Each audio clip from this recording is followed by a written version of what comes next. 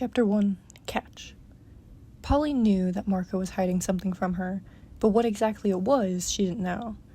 What she did know was that she was going to figure it out, because no one on the planet Earth knew Marco DeLuca the way that Polly did. Another thing she knew was that Marco was comparable to a stray cat, meaning if she were to outright ask him what the problem was, he'd run away faster than she could even get the question out. Instead, she walked beside him as they were given the tour of the Valiant Federation headquarters, the place they'd be sending the next year as they learned how to use their abilities. She tried to commit to memory the placement of every training room, gym, and classroom that were on the varying floors with the massive steel tower. Despite whatever was going on with Marco, she couldn't help the subtle buzz of excitement under her skin of screaming that she'd finally made it. Polly Everbright was going to be a hero.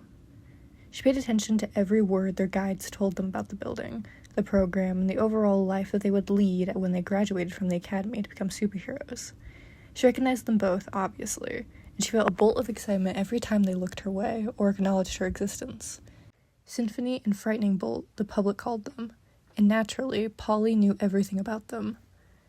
Frightening Bolt, also known as Andy Palindrome, was the son of another well-known hero who had been retired for years now.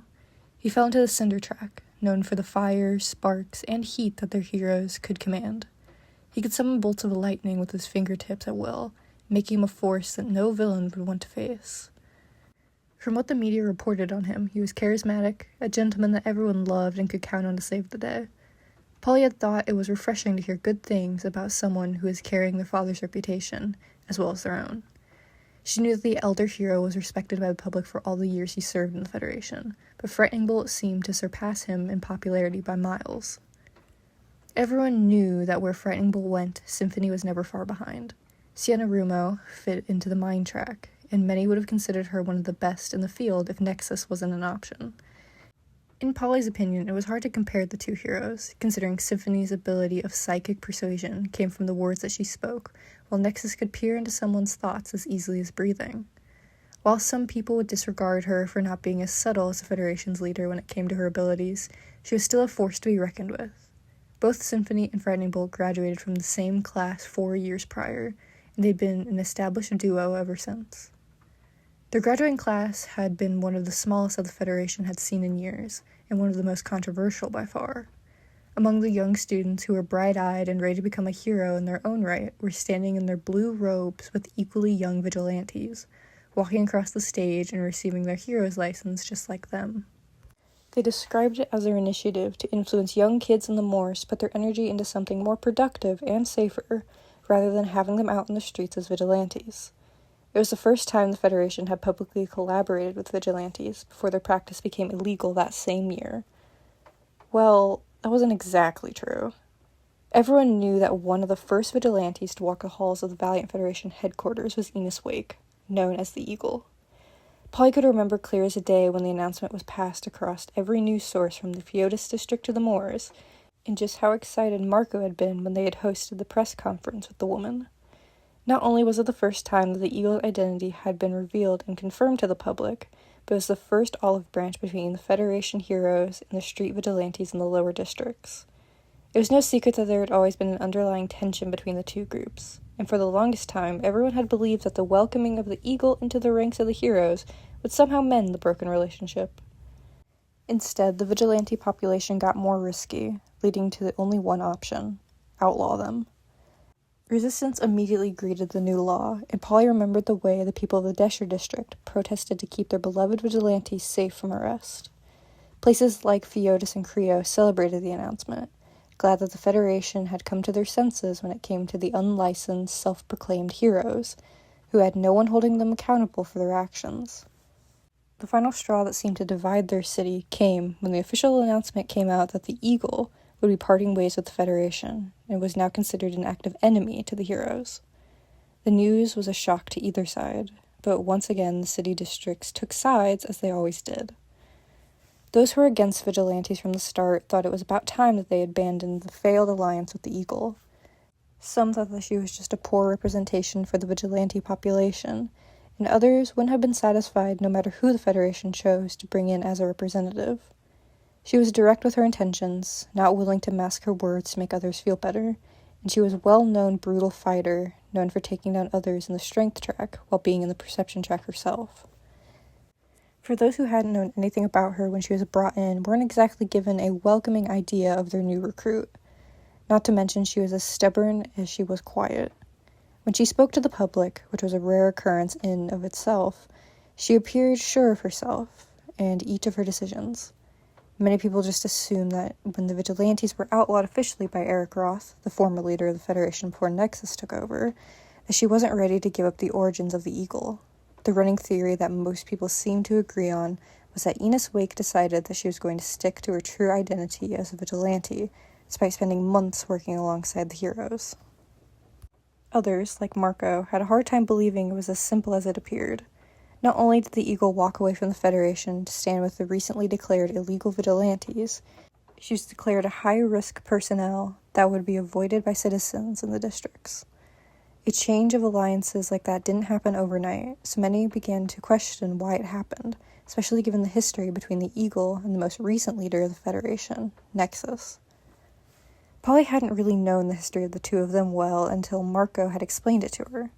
Long before Nexus became the most prominent mind track representative among his fellow heroes, even before he was accepted to the Federation under the Dauntless Scholarship, Nexus was a vigilante first.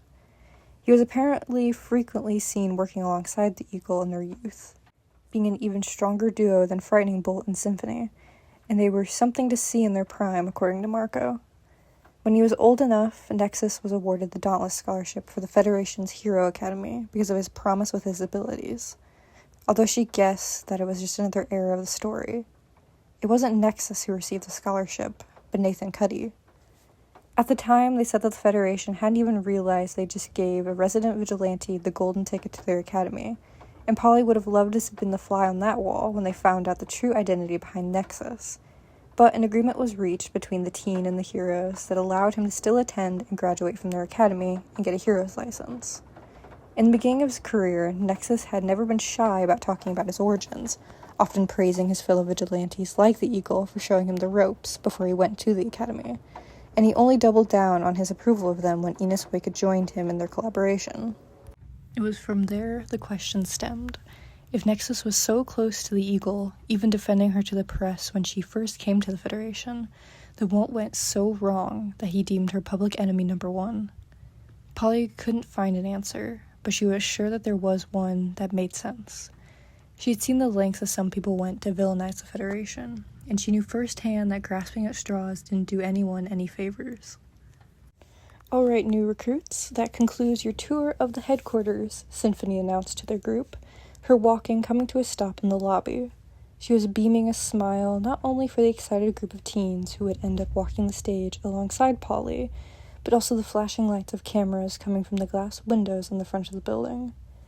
We have your class schedules here, so when we call your track, line up, Frightening Bolt began, holding up a stack of multicolored paper.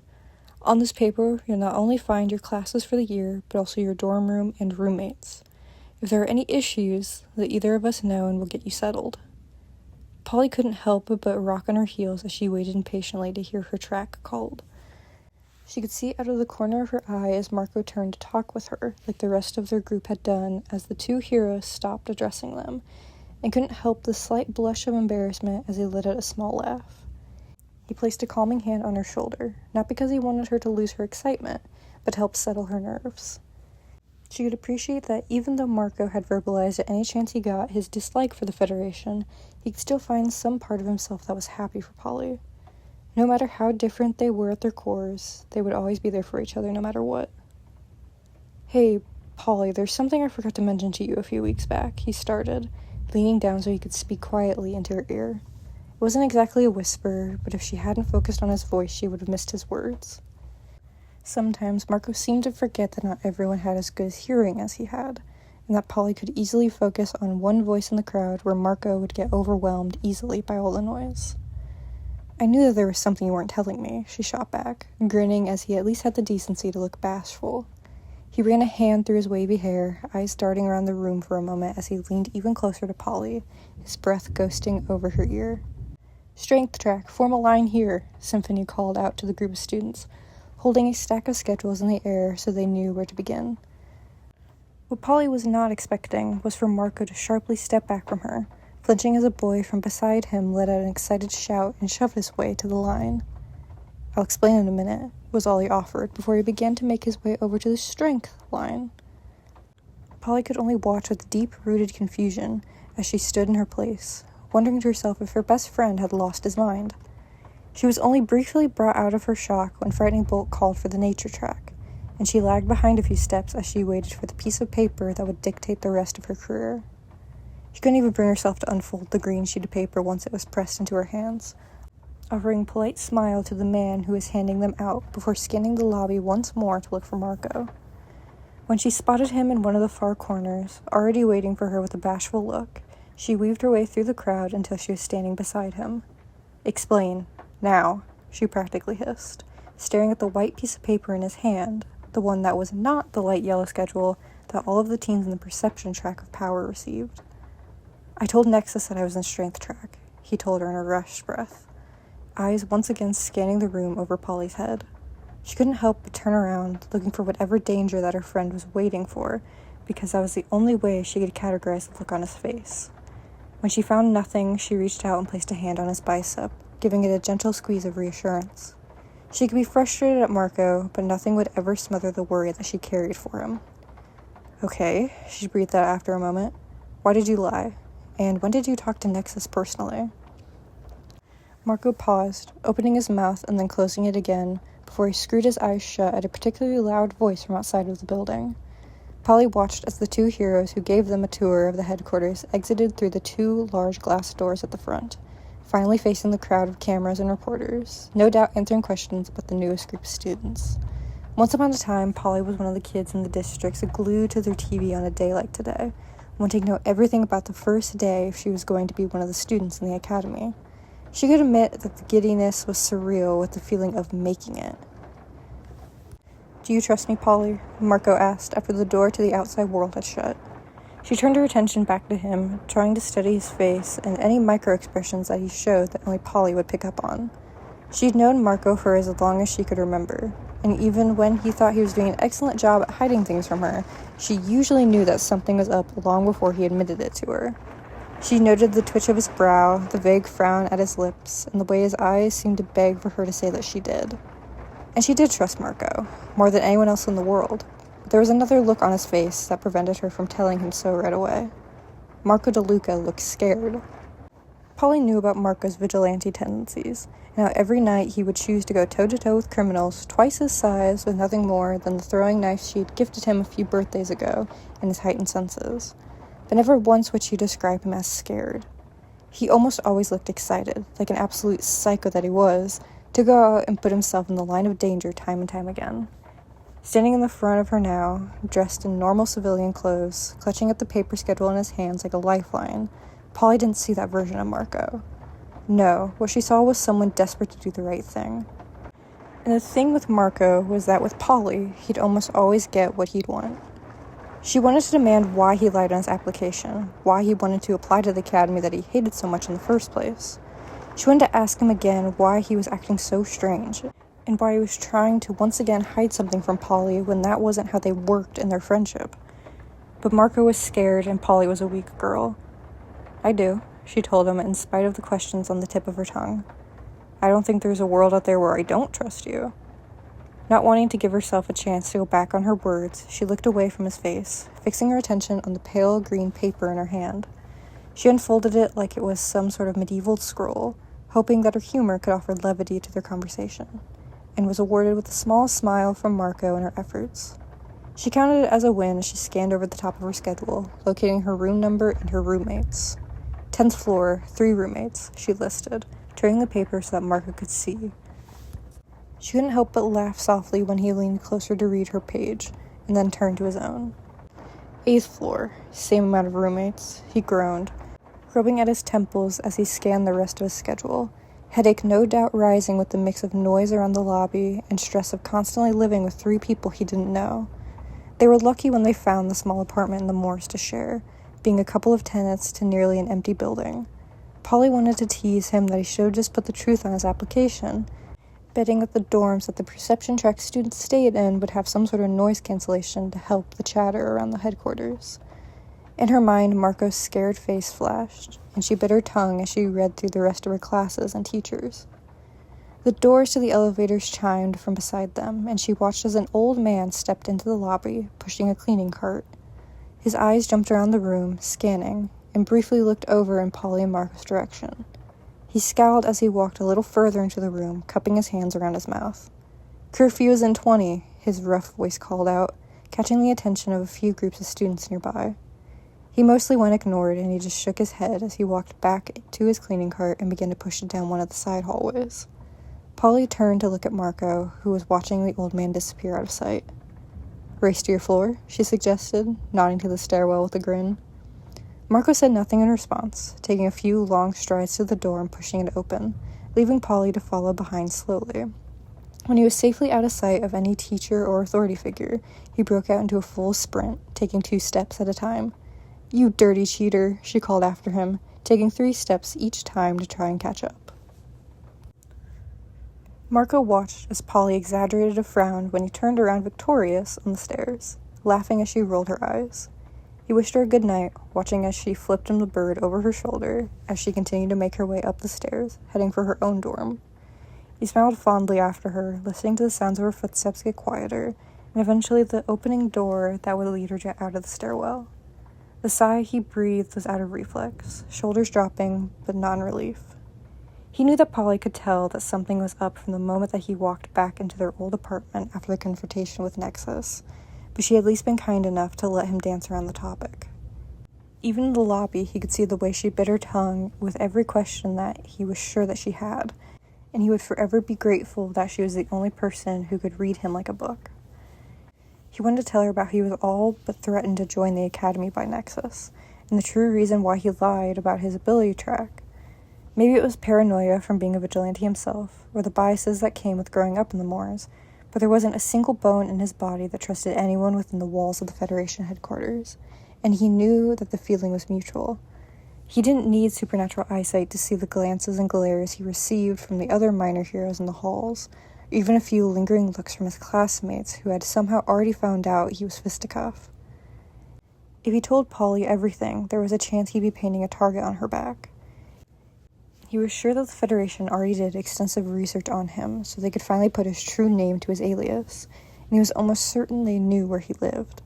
There was no stopping them from finding out that he and Polly were roommates, but he could do his best to keep her out of his blatant lies if it meant that she could fly under the radar and achieve her dreams of becoming an actual hero. He could handle it if they sent heroes after him, but he wasn't going to be the reason why Polly would have to fight for her freedom. And maybe it was seated in the deepest part of his subconscious, as well as he wasn't sure that Polly would last against one of the heroes should they choose to attack her. It wasn't that he lacked faith in his friend, quite the opposite. But if she was met with the sight of a hostile power, Marco wasn't sure that Polly would remember that hers were less than desirable. Polly's powers were unique, he'd give her that, but in a fight they were next to useless. He'd never admit that to her out loud, especially since she had already told Marco years ago about how self-conscious she was about them, ever since she was young, but he couldn't help but doubt them. So he would keep secrets from Polly for as long as necessary, if it meant that she'd be safe. Even if there was no threat from the heroes, he still wasn't willing to take a risk like that, not with her life. He took another steadying breath, focusing his senses on the long hallway ahead of him once he stepped out of the stairwell. He was lucky that a majority of the students still seemed to be hanging out with their friends in the lobby of the building, only really noticing the occasional shuffling of a few stray strength track students unpacking in their dorm. There was one room towards the end of the hall that held a jovial conversation, and Marco already had a sneaking suspicion that his peace in the silent hallway was about to be short-lived. He didn't bother knocking on the door, since it was going to be his home for the next year, and he gently pushed it open and took a scan of the room.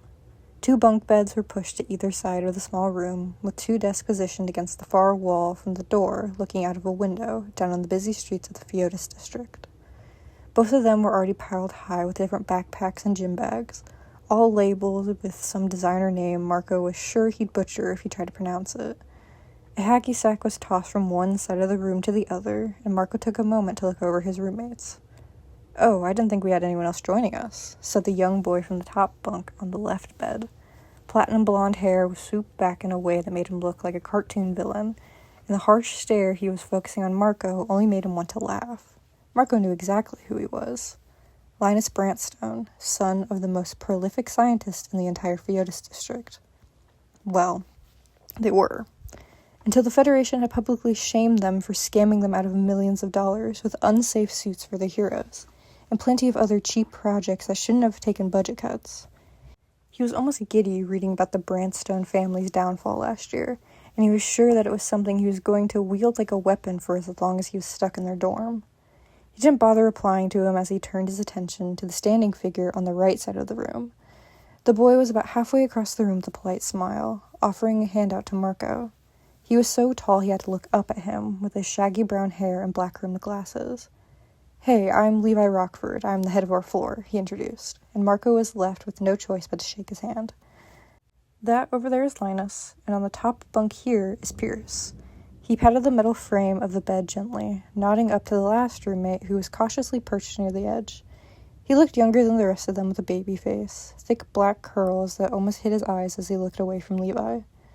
Their floor leader did the same, awkwardly clearing his throat as he shuffled over to the lower bunk on Linus's side of the room and began messing with one of the straps on his backpack. There was a tense moment where Marco tried to read the room in silence, trying to figure out what the history was between the two boys. "You can have this bed if you want," Pierce offered, already shuffling towards the ladder in surrender. From where Marco still stood in the doorway, he could see the blanket that he brought from home, and he could smell the vague cinnamon scent that clung to its fibers and rubbed off into the standard sheets that were covering each bed, courtesy of the Federation. He could see the subtle shakiness of Pierce's hands as he reached for the first rung of the ladder, ready to cower and make his descent as if Marco was going to fight him for the top bunk. "Don't worry about it," he said with an air of casualty, tossing his old backpack onto the bottom bed. "I was raised in the moors. I can sleep just about anywhere." His joke seemed to fall flat, earning only a small huff of amusement from Levi. Pierce settled back into his bed once more, and Linus rolled his eyes as he turned over to lay on his back, tossing the hacky sack up and down. "So, you're from the moors," Levi said after a moment of awkward silence filled the room.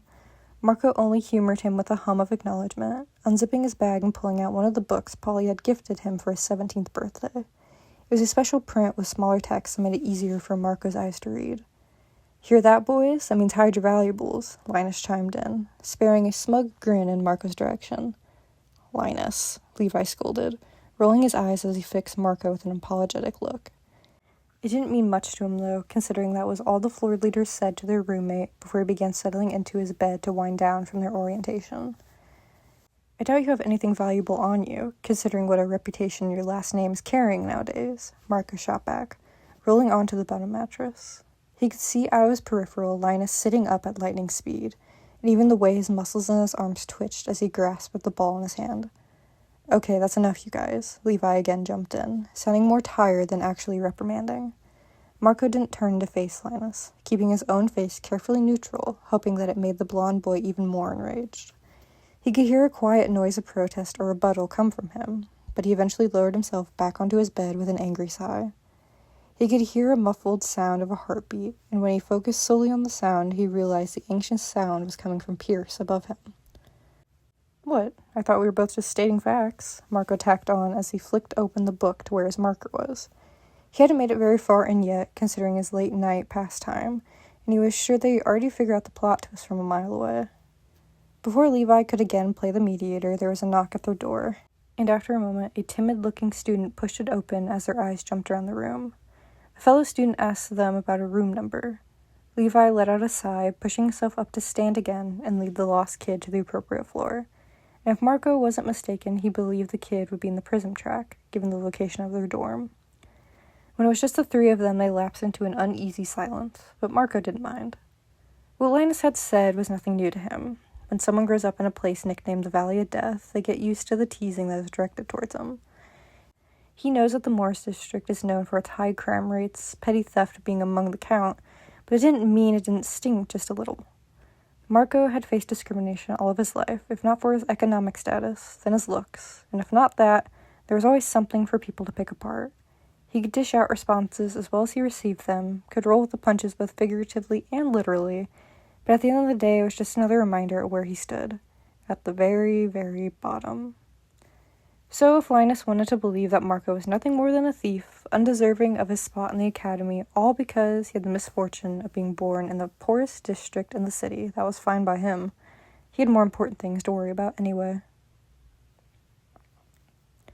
Polly smoothed out her clothes as she stood outside the door of her dorm, worrying her bottom lip between her teeth as she tried to take a steady breath.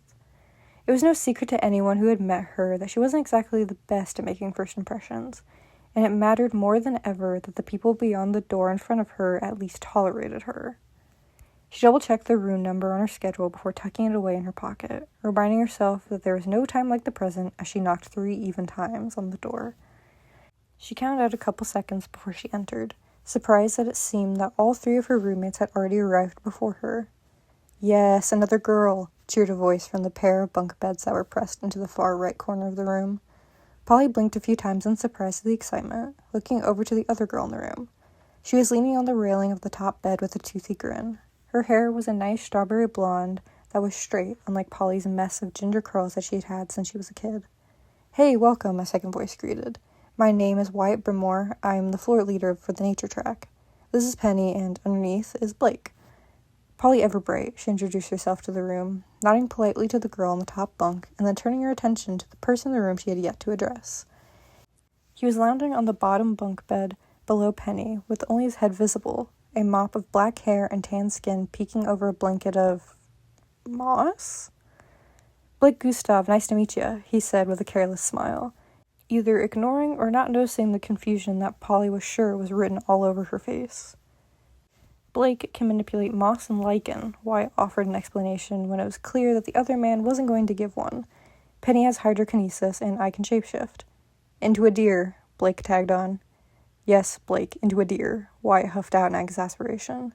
Polly couldn't help but laugh at the antics, gently placing her bag on the bunk bed below the last empty one on the left side of the room. When no one objected or claimed the bed as their own, she sat down beside her backpack. "So, what are your powers?" Penny asked from where she sat, cross-legged on her bed. And Polly couldn't help but let out an awkward laugh at having the one conversation she was dreading the moment she learned that she was going to have roommates. She knew that the nature track was considered a junk drawer of abilities, alongside the material track, and there was a wide range of abilities that qualified into the category. She couldn't create storms or command plants like they were a part of her, and there were still some days where her ability didn't seem so bad. Deep in her gut, though, she knew exactly how they came across when she tried to describe them to other people. How do I explain this so I don't sound like a total loser? She mused out loud, earning a few sympathetic chuckles as she firmly fixed her gaze to the floor. "I can sneeze pollen?" It came out sounding more like a question, and the silence that lapped around the room didn't calm her nerves. She rubbed her hands together, trying to work out her loose nerves, and kept her eyes firmly trained on the ground below her feet. "That's super interesting," Penny tried, but even her own voice betrayed how hard she was trying not to sound amused. Wordlessly, Polly watched as she leaned over the end of her bed, reaching over to the small ledge that was built into the bed frame and grabbing her wallet. She pulled out a $20 bill and with a dramatic sigh passed it down to Blake. Polly had seen the type of bet before, the one on if her powers were going to be laughable or not. "Let me try to rephrase," she started. "When my body has the same trigger that would cause a sneeze, I can summon pollen ranging from something to cause like a running nose or a more extreme reaction." She knew that her power wasn't the most impressive, let alone one that should have gotten her into the Federation Academy to begin with, but it could still be useful in the right scenarios. It took an open mind to see it that way, and Polly learned from a young age that there were very few people out there who understood its true potential, because yes, her abilities were tied to a sneeze, but it didn't make her powers that lame. Marco was the first person outside of her family to recognize their potential, and he never laughed at her when she confessed to him years later what they were. While she could always tell he wasn't exactly fond of the idea of Polly becoming a Federation hero, she knew that didn't stem from the idea that she was weak, and more of his personal reason. He never once shamed her for her ability, and that was more than she could say for most people in her life. After a pause, she watched as Blake's face morphed into one of contemplation, then acceptance, as he passed the money back up to Penny, letting it flutter in the air for a moment before falling on top of the mattress. They both at least had the decency to look bashful, shooting an apologetic look in Polly's direction. She didn't really mind at her age, knowing that it was inevitable on the surface level of her abilities. "You're my new favorite, Wyatt," Blake said with an overdramatic huff, turning over in his bed as the others laughed at him. Wyatt only shook his head fondly as he stepped closer to the door and peered up and down the hallway, most likely looking for any lost students that needed help. "We've got an early day tomorrow," Penny commented as she adjusted her blankets on her bed. Polly could only nod in agreement, adrenaline from the orientation finally crashing, and her mind went into routine mode. The Federation really hit the ground running with their classes, starting them the very next day. She quickly got ready for sleep, choosing to unpack tomorrow since the bone-deep exhaustion had already started creeping in. Even after her roommates wished each other goodnight, flicking off the lights and leaving the room in darkness save for the window over the pair of desks in between the beds, her mind wouldn't settle. She first thought about her classes tomorrow, having to go through the humiliation ritual that was explaining her powers over and over again until her classmates no longer found them funny. She always tried to put her best foot forward when it came to dealing with new experiences, but there were nerves that she couldn't shake. Maybe because this time it wasn't just her classmates she was facing, but also the idol of her childhood. There was only one name that she checked her schedule for, hoping that she had one class of hers, even if it was one of the classroom portions rather than a training session: Nightshade. Growing up, Polly had looked up to various heroes, including Valkyrie, who was the main motivator for sending her application to the academy in the first place. Valkyrie was the embodiment of all good: a good teacher, a good friend, a good person. Polly had been crushed when she received her career-ending injury that left her blind, but it only dimmed her hopes slightly. Nightshade was like an opposite force to Valkyrie. Meredith Calloway was one of the first people to join the Valiant Federation right after the founders, and she had been the quiet backbone of the program for years. Many people feared her and her ability to command deadly plants without second thought, but all Polly saw was someone who was bold, fearless. Nightshade stood for everything Polly wasn't, but that wasn't going to stop her from trying to become it. It was truly her nightmare, or maybe her best dream, learning that her primary instructor was going to be the woman herself. It was everything she wanted out of her education, but that just meant that she'd have to admit to her childhood hero that she had arguably one of the most laughable powers to exist, and hope she doesn't immediately get heckled out of the room. She could only hope that everything that people said about Nightshade was true. Polly knew how to decipher different silences thanks to living with Marco, so she desperately wanted to believe that when people described Nightshade as a quiet guide, there would be nothing out of Polly's social depth. Then her mind drifted to Marco. Her stupid, bold, and liar Marco. She doubted that she'd get an explanation from him anytime soon about why he chose to tell the Federation that he was on the strength track when he was decidedly not. She also couldn't help but worry about how he was going to double down, and how he was going to prove to his own instructors that he could keep up with the supernaturally strong.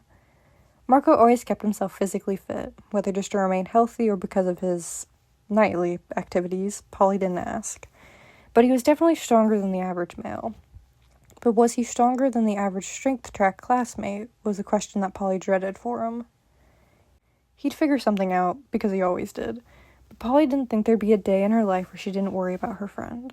She never told him about how she'd stay up in late hours of the night to make sure he made it home in one piece, and how sometimes she still had nightmares about the one close call that stained her hands red in her mind forever. He was actively throwing himself into the line of danger, and there was nothing she could say or do to change his mind about doing so, and it killed her inside a little bit. And now he was keeping secrets. She meant every word when she told Marco that she trusted him, because that was a fact. She knew that he was level-headed and that he could control a situation with practiced ease, but there was a gnawing feeling in her gut that something was wrong. Marco DeLuca never looked scared. It was practically unheard of, but something had spooked him that night when he came home with the idea of applying, and it felt hauntingly similar to what he let slip down in the lobby. It irked her not knowing, but she could at least try and pretend that it didn't for Marco's sake. She only hoped that he would have a good night's sleep, and that his heightened senses didn't hone in on every little sound within the headquarters that she couldn't hear. The hallway outside of his dorm was dimly lit, a few lamps that were built into the ceiling that were a dull yellow that casted enough light so that someone wouldn't trip in the middle of the night. His eyes appreciated the detail as he stepped out of his room, slowly closing the door so that it wouldn't make a noise behind him as he shrugged on his jacket. He was grateful that there was no one around, not feeling like conjuring up an excuse to another student, or worst of all, a hero, as to why he was sneaking out of the Federation headquarters in the middle of the night when he was supposed to have class in the morning. Old habits died screaming sometimes, and the insomnia-driven urge to jump back into the fight nagged at him until he slipped out of his bed. He wasn't stupid enough to pack his disguise for his fisticuff persona, despite it only consisting of a ratty hoodie and a mask that covered the lower half of his face. Even though he knew that Nexus knew his true identity, and more likely shared the fact with the other heroes in the building, he couldn't bring himself to bring the items. Fisticuff belonged to the Moors, all body, mind, and soul. Marco decided to claim the name because despite everything that the district had thrown at him, he couldn't just abandon the people there. The heroes were too busy on their golden thrones in Feotis district to notice their struggles, so it fell to someone like Marco to pick up their slack. He'd be angry and spiteful, but he'd do it for the home that raised him. The true fisticuff identity didn't belong to the heroes, didn't need to enter the Federation's doors or learn at their academy so he could be another pet project they could claim they'd fixed by giving a license. No, Marco might be forced to be at the Federation physically, fisticuff would always remain in the Moors. He made his way to the stairwell again, trying to quiet his footsteps as he descended the floors with ease. He kept listening for stray voices in the hallways above or below him, because the last thing he wanted was to be busted by someone who wasn't minding their own business. He reached the 4th floor when he heard the door from the 5th floor slam open with loud voices. He was sure to anyone else in another power track the sound wouldn't have been as deafening as it was to him, but in the silence of the night it felt comparable to a gunshot as he ducked out of the stairway at the first door he found, and he sped-walked down an unfamiliar hallway until he was sure he was out of sight from any potential threats. He didn't recognize where he ended up on the level that he found himself on.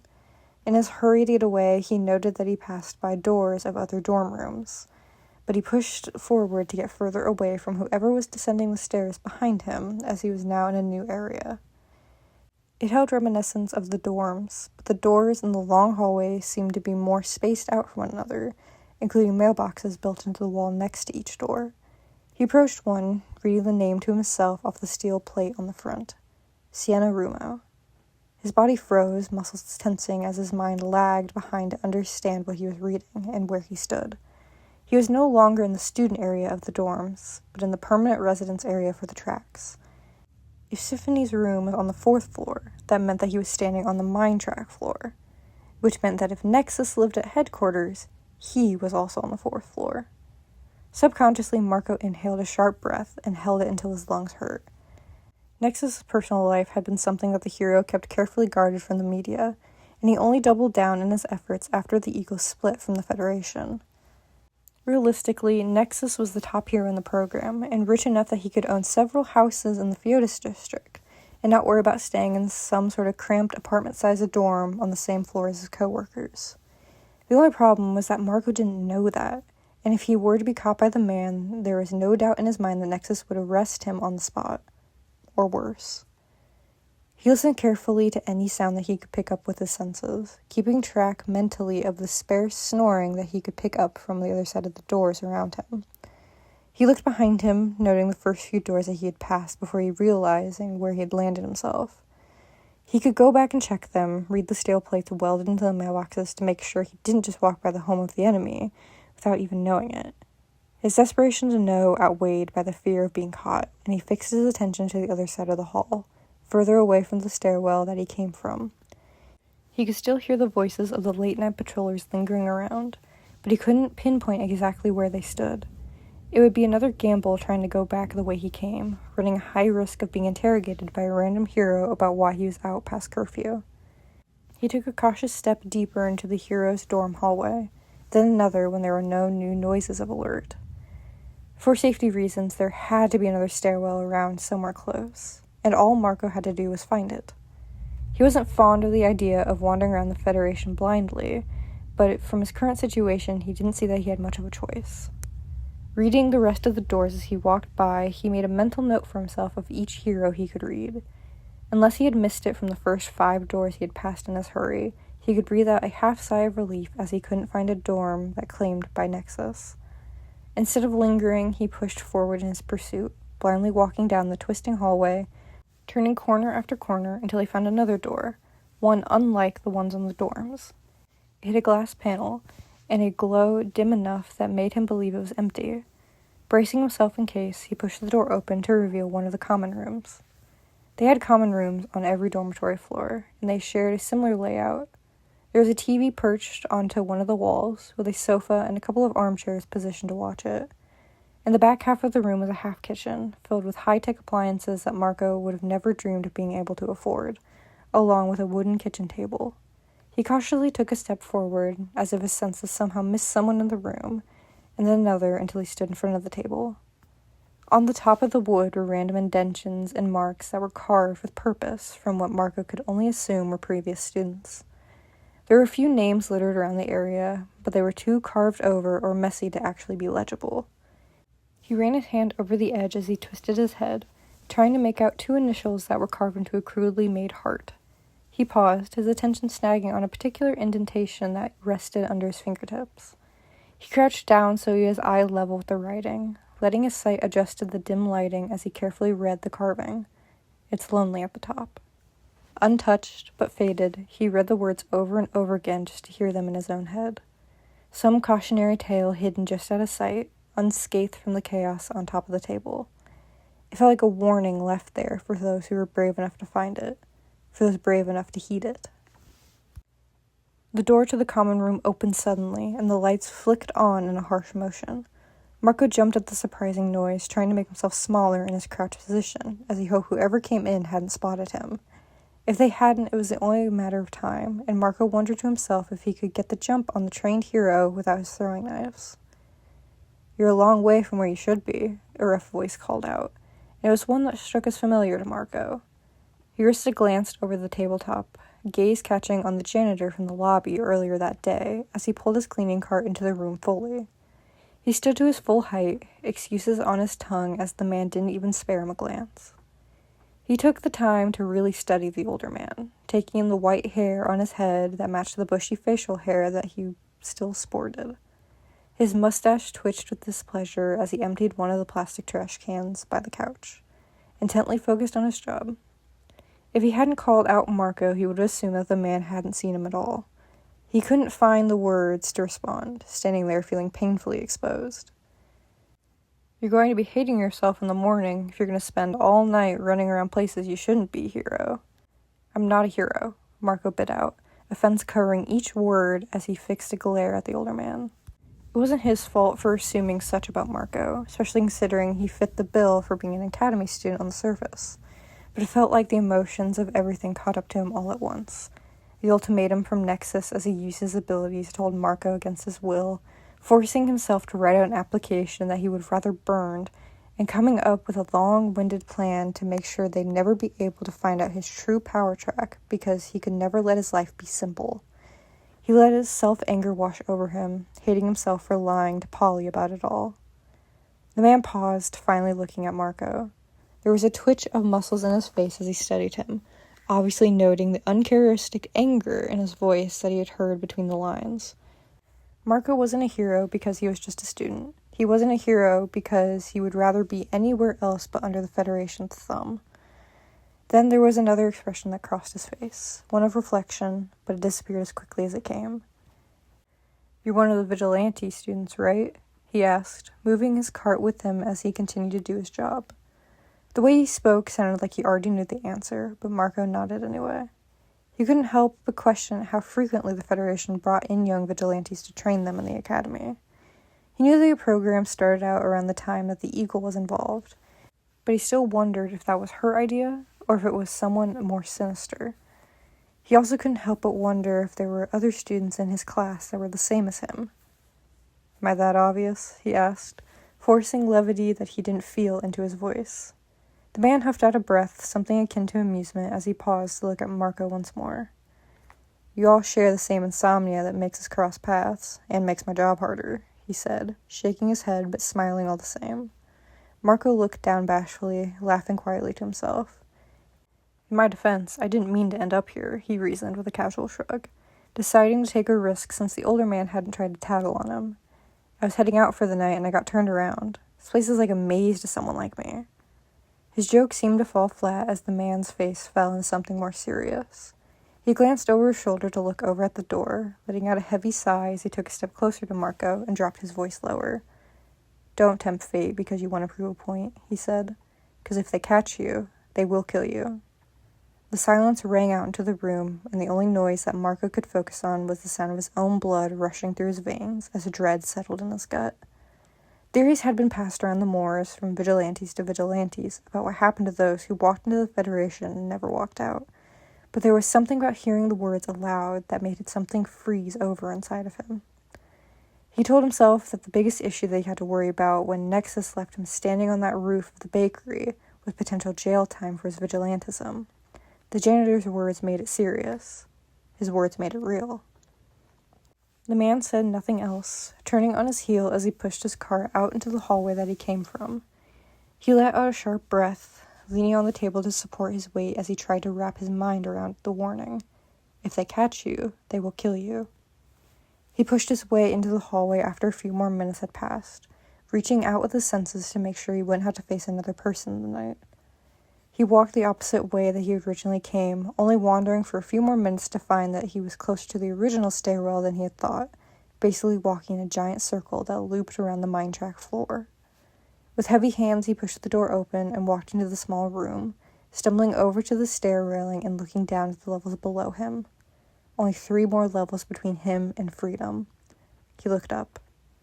There were a lot of words that could be used to describe Marco, but he was sure that stubborn fell somewhere near the top of that list. He was born with a fire in his veins that screamed rebellion from day one, and there was no force that would stop him once he made up his mind on something.